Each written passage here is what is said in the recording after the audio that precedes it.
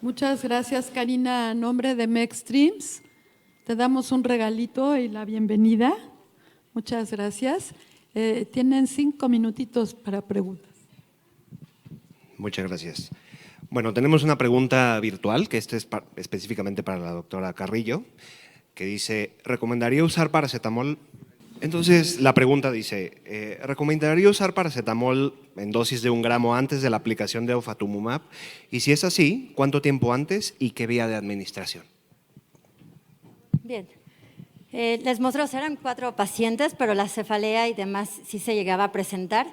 Entonces, nosotros lo utilizamos en realidad 5 minutos antes, o sea, prácticamente pasaba el paciente, se sentaba en el sillón para firmar, se tomaba el medicamento y ya, o sea, el efecto de la reacción no es inmediata o no la vimos inmediata, o sea, el paciente que le poníamos la inyección a las 10 de la mañana, llegó en la noche con los síntomas. Entonces, también si nos vamos a la base con las reacciones de hipersensibilidad, hay una variación en tiempo, entonces, o sea, permitía perfectamente su función del fármaco. Entonces, nosotros pues lo hicimos casi de forma simultánea, o sea, fueron 5 minutos, pero seguramente podrá alguien en el foro corregirme ya por temas de farmacología, no sé, un comentario futuro. No sé usted, doctor.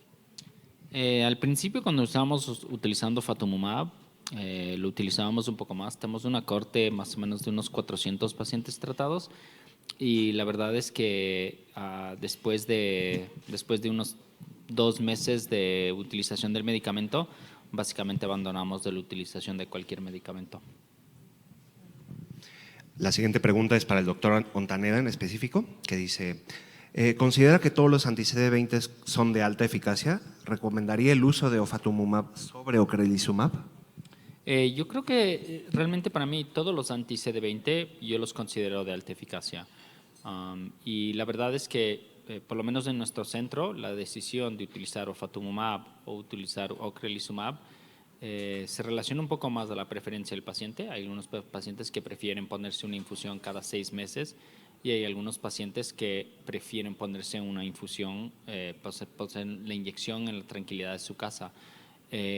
Después tenemos algunos pacientes, sobre todo cuando nosotros estamos pensando sobre todo con riesgo de infecciones, donde tal vez utilizar un medicamento como ofatumumab puede ser beneficioso, porque el tiempo medio hasta que haya una repoblación total de ofatumumab es más o menos la mitad o cerca de la mitad de lo que es para ocrelizumab.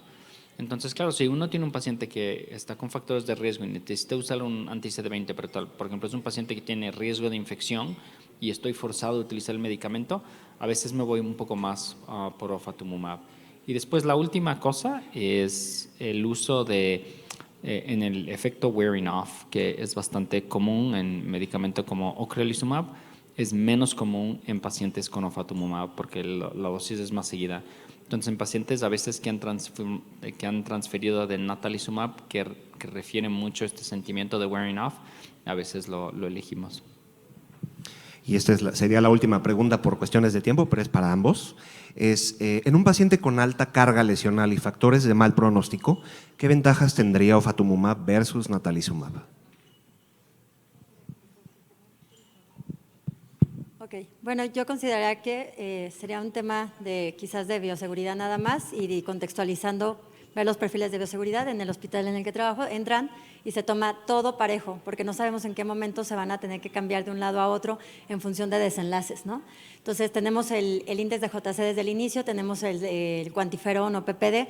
Entonces, yo creo que nada sería por eso, porque pues también viene el advenimiento del subcutáneo de natalizumab, entonces no habría quizás diferencias en que se lo va a poner en su casa y demás, sería un tema de bioseguridad. Sí, totalmente de acuerdo. O sea, los dos son tratamientos de alta eficacia y por lo tanto tienen riesgos diferentes. Con el tratamiento con natalizumab creo que siempre existe el riesgo de LMP a largo plazo. ¿Sí? Si el paciente hace una seroconversión a JC positivo, es como una cosa que siempre le va a marcar al paciente y uno siempre va a tener que considerar el riesgo del LMP. La ventaja de natalizumab versus ofatumumab, en cambio, es que natalizumab no produce ninguna inmunosupresión periférica. Y entonces, claro, en pacientes que son alto riesgo de infecciones generales, a veces un paciente JC negativo sería lo lógico. Entonces, creo que hay situaciones para ambos. Muchísimas gracias. Entonces, creo que pudiéramos concluir que básicamente las terapias de alta eficacia cada vez van tomando un terreno más relevante en el manejo de la esclerosis múltiple. Todavía no estamos tal vez en el lugar donde quisiéramos estar, como lo decía. En México estamos más o menos igual, aproximadamente 20-25% de los pacientes a nivel nacional están tratados con alta eficacia y el resto con baja moderada. Entonces, pues bueno, es un poco de conocer esto y retomando también un poco de la conversación de la doctora Carrillo, pues es también tener este conocimiento de las características farmacoeconómicas, los beneficios, porque también ya no solamente estamos en una época de hablar de la parte clínica, de recaídas, de discapacidad, etcétera, sino también de conocer las cuestiones de acceso, de costo-beneficio y poderles hablar a los pagadores que finalmente son los que gestionan toda esa bolsa de dinero, para poderlos convencer y sensibilizar sobre el rol que pueden tener estas nuevas terapias. Agradezco mucho su atención, doctor Ontaneda, doctora Carrillo, y que tengan excelente tarde. Muchas gracias.